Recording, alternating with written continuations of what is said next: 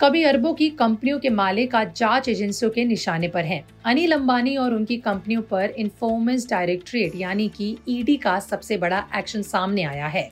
3,000 करोड़ का लोन घोटाला, 50 से ज्यादा ठिकानों पर रेड और अब सवाल, क्या डूब जाएगा आम लोगों का पैसा जो इन कंपनियों में निवेश कर चुके हैं। आज हम बात कर रहे हैं उस खबर की जिसने पूरे कॉर्पोरेट और बैंकिंग सेक्टर में हड़कंप मचा दिया है।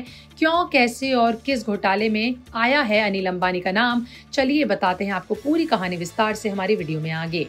देखिए, बात शुरू होती है साल 2017 से साल 2019 के बीच, जब येस बैंक ने अनिल अंबानी की कंपनियों को करीब 3,000 करोड़ के लोन दिए।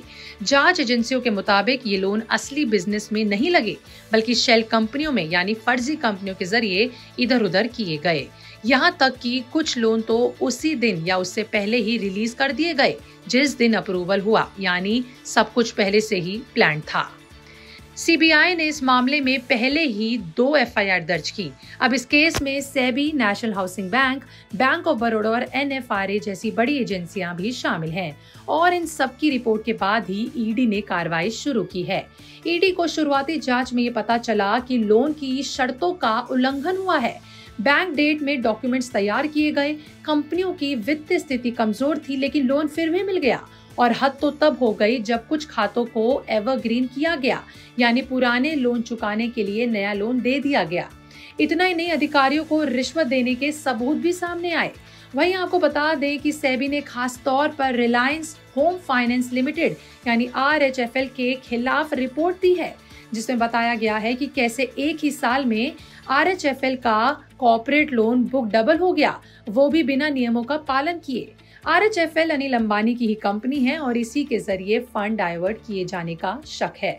अब सबसे बड़ा सवाल है कि जो लोग अनिल अंबानी की कंपनियों में निवेश कर चुके हैं उनका क्या होगा, चाहे वो शेयर मार्केट में हो या उन्होंने रिलायंस होम फाइनेंस या फिर रिलायंस कैपिटल जैसी कंपनियों में पैसे लगाए हो या फिर बॉन्ड्स या फिर डिवेंचर में इन्वेस्ट किया हो। उन सभी को अब भारी खतरे का सामना करना पड़ सकता है।